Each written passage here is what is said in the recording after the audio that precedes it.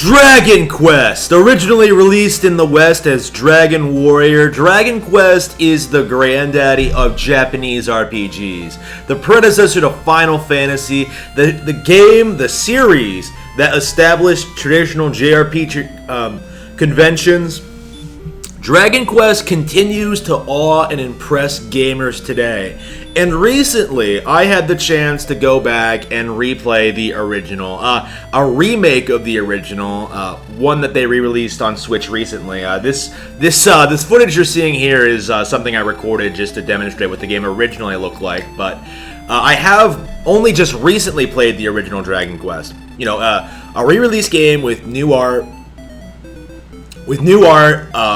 some minor adjustments, visual changes, and I really enjoyed it. I think people often underestimate just how good Dragon Warrior actually is.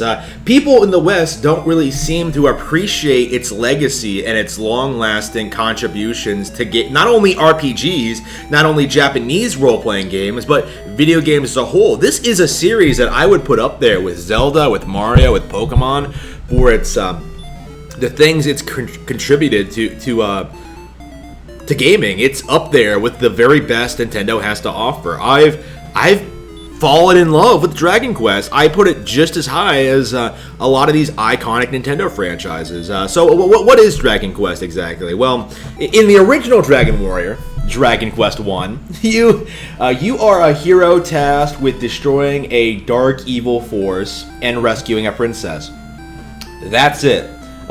Like, all you do is wander around the world, navigate towns, explore the world, venture through caves, and get into combat with enemies, and try to figure out how to accomplish your two objectives: rescue the princess and destroy the monster. It is JRPGs at its absolute most basic, and you would think that would make the game stale and primitive and a little bit simplistic, and in a lot of ways it is, but in spite of that, it still holds up really well, because the game offers its own unique charm, its personality, unique gameplay style, right? Funny and charming enemy names, memorable characters, and a surprisingly charming premise. I was shocked when I rescued the princess and how invested I was when she started to fall in love with you, and at the end, assuming you did rescue her,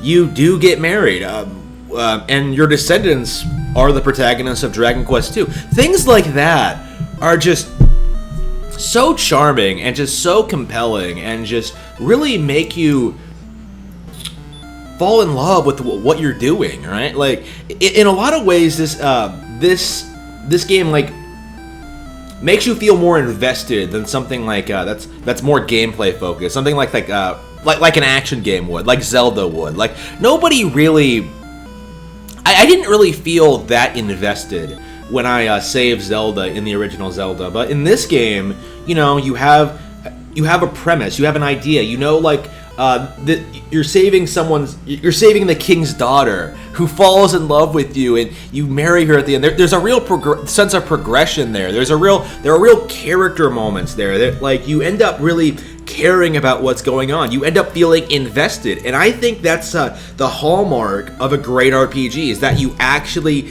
care about what's going on, no matter how bare bones and simplistic it is. Dragon Quest prides itself on being simple, accessible, easy to play, and just being all around a good time. But it does so well that you can't fault it for being simplistic. You can't fault it for being bare bones, for being basic, for being, like, honestly kind of generic, because in spite of being so basic, in spite of being so simple, it really is the best at what it does. Dragon Quest, I think, has outlasted Final Fantasy in relevancy. I can't think of any other Japanese RPG that's lasted as long as this and managed to keep up a consistent level of quality. Dragon Quest is going 11 games strong, and with the 12th game on the horizon, it's very likely that will move on to 12. I am very, very excited at what the future holds, and more than that, I think I know that the sequels, games like Dragon Quest 2 and 3 that I still haven't beaten, are going to be well worth a playthrough.